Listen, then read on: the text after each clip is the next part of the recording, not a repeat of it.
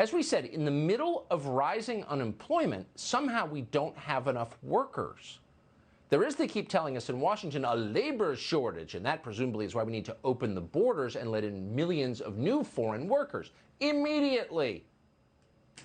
So what is going on here? Probably a lot of things. It's a huge country and a pretty complicated country, but here's one reason behind what we're seeing. The government is paying people to stay home.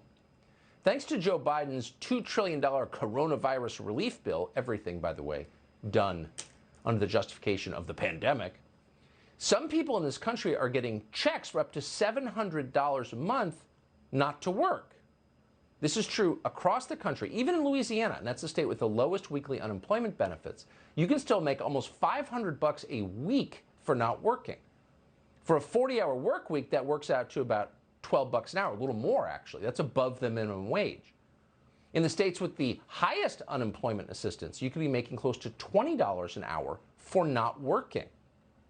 Now, we're not attacking anyone or calling anyone lazy. It's pretty easy to see why people aren't working.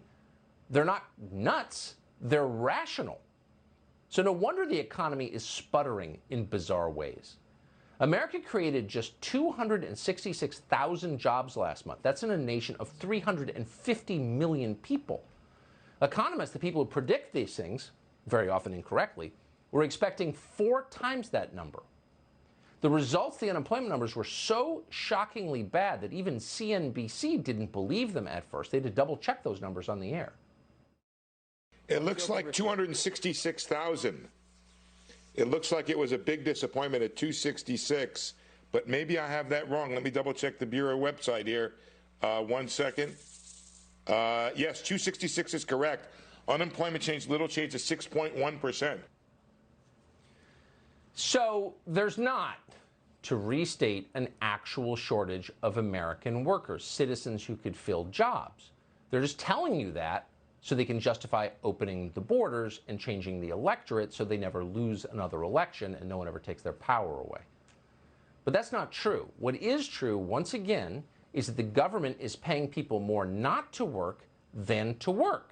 And so why would they work? Would you?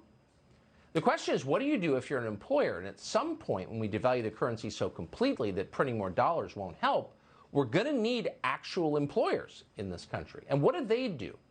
Well, a reporter called Nate Doherty at the Pittsburgh Business Times looked into this question. He talked to businesses around Pittsburgh that had managed to hire people. How did they do? What was their secret? Well, they just had to double the wages. A place called Clavon's Ice Cream Parlor, been around since 1923, hiked its starting wage from $7.25 to $15 an hour. They more than doubled it. A nearby sports bar now guarantees waiters and bartenders $20 an hour. That's happening in a ton of places around the country. And big companies, needless to say, can compete more effectively because they have more money. A Burger King in Washington, Pennsylvania is offering a $1,500 bonus to new workers. A McDonald's in Florida is giving people $50 just for showing up to a job interview. A company called Sisu Energy in Texas is offering new truck drivers $14,000 a week. Walmart, the largest private employer in the United States, has raised wages for nearly 500,000 employees in February. The company's average wage is now over $15 an hour. In some ways, that is good news. You want to see people make more. Of course, you want dollars to be worth more, and now they're worth less. But there are effects of this that we could be living with for a long time. There are millions of small businesses that cannot afford to compete. They're not Walmart. And many of them will go under because of the pressure applied by the U.S. government on the labor market.